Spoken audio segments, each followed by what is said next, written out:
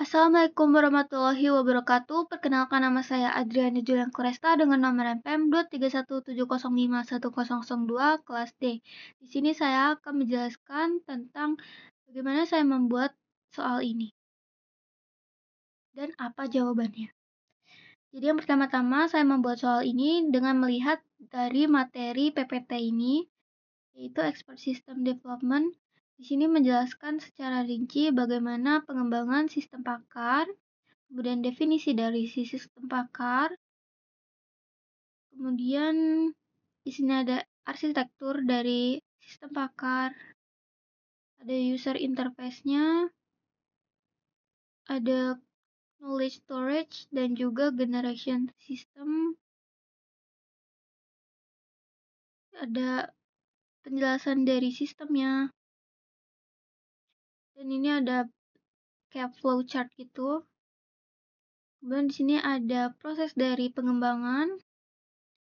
Nah, dari sini itu ada proses dari pengembangan si sistem pakarnya. Di sini itu menjelaskan bahwa pengembangan sistem pakar itu mengikuti siklus hidup yang bersifat evolusioner dan bukan linear, seperti pengembangan dari perangkat lunak tradisional. Nah, ketika kompleksitas sistemnya ini meningkat, perancangan desainnya ini akan menjadi lebih penting daripada sekedar implementasi. Nah, masalah pada sistem pakar ini umumnya belum terdefinisi dengan jelas di awal, sehingga pemahaman terhadap masalah berkembang seiring proses pengembangan. Oleh karena itu, pengguna dan pakar domain itu dilebatkan secara terus-menerus selama siklus pengembangan. Nah, dia berbeda dengan sistem konvensional yang hanya melibatkan pengguna di awal dan akhir proyek. Proses ini juga menekankan demonstrasi sistem secara berkala agar si pengguna dan pakar ini dapat melihat cara kerja sistemnya, kemudian dapat mengevaluasi hasil serta mengusulkan perbaikan sesuai kebutuhan. Nah, di sini ada tahapan dari siklus pengembangan sistem. Itu ada problem selection, di mana dia itu memilih masalah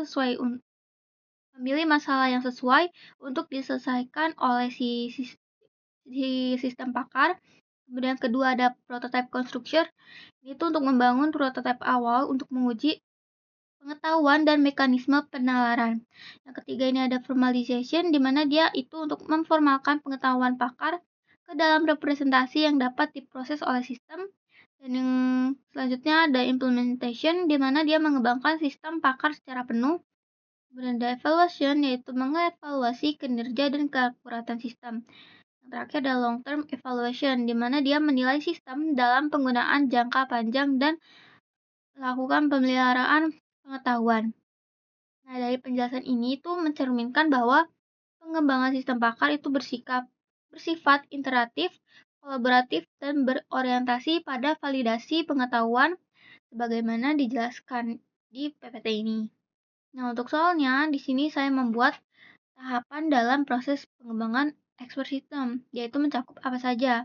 Kan tadi sudah dijelaskan bahwa dia mencakup problem selection atau problem selection yaitu yang seleksi masalah, di mana dia itu melakukan seleksi masalah.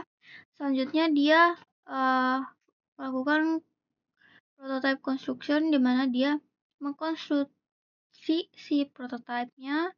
Kemudian dia melakukan formalization, di mana dia memformalisasi desain, dan yang terakhir itu ada evaluasi sistem.